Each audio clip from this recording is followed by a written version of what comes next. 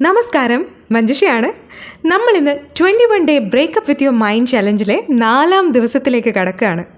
എത്ര ശ്രമിച്ചിട്ടും നമ്മൾ ആഗ്രഹിക്കുന്ന ആ ജോലിയിലേക്ക് എത്താൻ, നമുക്ക് വേണ്ട ഫൈനാൻഷ്യൽ ഫ്രീഡം കൈവരിക്കാൻ, നമ്മൾ ഇഷ്ടപ്പെടുന്ന ആ ഒരു ലൈഫ് സ്റ്റൈലിലേക്ക് എത്താൻ എന്തുകൊണ്ട് നമുക്ക് പറ്റുന്നില്ല എന്നതിൻ്റെ ഉത്തരം ഇപ്പോൾ നമ്മുടെ കയ്യിലുണ്ട്. പാസ്റ്റിൽ കുരുങ്ങിക്കിടക്കുന്ന, കുറ്റബോധമുണ്ടാക്കുന്ന ചോദ്യങ്ങൾ നിരന്തരം നമ്മളോട് ചോദിച്ചുകൊണ്ടിരിക്കുന്ന, മാറ്റങ്ങളെ ഇഷ്ടപ്പെടാത്ത, നാളെ നാളെ എന്ന് പറഞ്ഞ് നമ്മുടെ തീരുമാനങ്ങളെ പിന്നത്തേക്ക് മാറ്റിവെക്കാൻ പ്രേരിപ്പിക്കുന്ന ആ വില്ലൻ നമ്മുടെ മനസ്സ് തന്നെയാണ്. അതിനെ കുറ്റം പറഞ്ഞിട്ട് കാര്യമൊന്നുമില്ല. പലപ്പോഴായി നമ്മൾ കൊടുത്ത ഇൻപുട്സിൽ നിന്ന് തന്നെയാണ് മനസ്സതിൻ്റെ അൽഗോരിതം സെറ്റ് ചെയ്ത് വച്ചിരിക്കുന്നത്. ഇതെങ്ങനെ മോഡിഫൈ ചെയ്യാം, റീസെറ്റ് ചെയ്യാം എന്നാണ് ഇനി നമുക്ക് ആലോചിക്കാനുള്ളത്.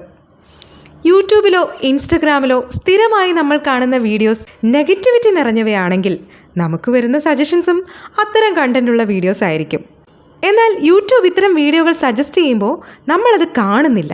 പകരം കൂടുതൽ പോസിറ്റിവിറ്റി നിറഞ്ഞതും ഇൻഫർമേറ്റീവുമായിട്ടുള്ള കണ്ടൻറ്റ് നമ്മൾ സ്വയം തിരഞ്ഞു കണ്ടുപിടിക്കുന്നു, അത് സ്ഥിരമായി കാണുന്നു എന്ന് വയ്ക്കുക.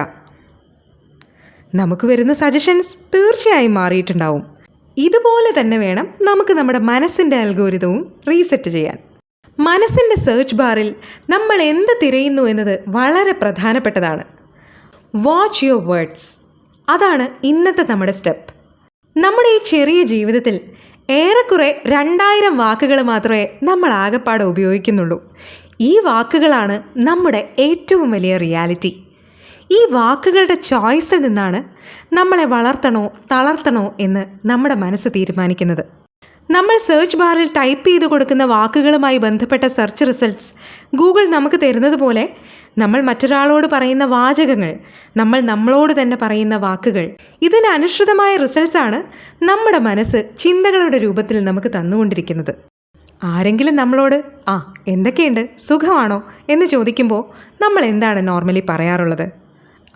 അങ്ങനെ പോകുന്നു, എന്ത് സുഖം, ഇങ്ങനെ തട്ടിമുട്ടി ജീവിച്ചു പോകുന്നു. ഇങ്ങനെയൊക്കെയുള്ള മറുപടികളാണ് നിങ്ങൾ നൽകുന്നതെങ്കിൽ നിങ്ങളുടെ ജീവിതം ഉറപ്പായും അങ്ങ് തട്ടിമുട്ടിയൊക്കെ പോവേ ഉള്ളൂ. കാരണം മനസ്സത് നിരന്തരം റെക്കോർഡ് ചെയ്യുന്നുണ്ട്. ഈ ഒരു റെസ്പോൺസിൽ നിന്നും നമ്മുടെ പ്രധാന ഇമോഷൻ, നമ്മുടെ പ്രൈം ഇമോഷൻ നിരാശയാണ് എന്ന് മനസ്സ് വായിച്ചെടുക്കുന്നുണ്ട്. സോ അത് നമ്മളെ കൂടുതൽ നിരാശയിലേക്ക് എത്തിക്കാനുള്ള ലിങ്കുകൾ വാരിക്കോരിത്തരുന്നു. നമ്മൾ എന്താണോ ആവശ്യപ്പെടുന്നത് അത് മനസ്സ് നമുക്ക് തന്നുകൊണ്ടേയിരിക്കും. ഇതേ സ്ഥാനത്ത് സുഖമാണോ എന്ന ചോദ്യത്തിന് വളരെ ആത്മാർത്ഥതയോടെ, സന്തോഷത്തോടെ അതെ സുഖമായിരിക്കുന്നു, സന്തോഷമായിരിക്കുന്നു എന്നൊരു മറുപടിയാണ് നമ്മൾ പറയുന്നതെങ്കിലോ, ആ ഒരു വാചകത്തിൽ നിന്ന് സന്തോഷമാണ് നമ്മുടെ പ്രൈം ഇമോഷൻ എന്ന് മനസ്സ് റീഡ് ചെയ്യും. സന്തോഷം നിറഞ്ഞ ലിങ്കുകൾ അത് നമുക്ക് തരും.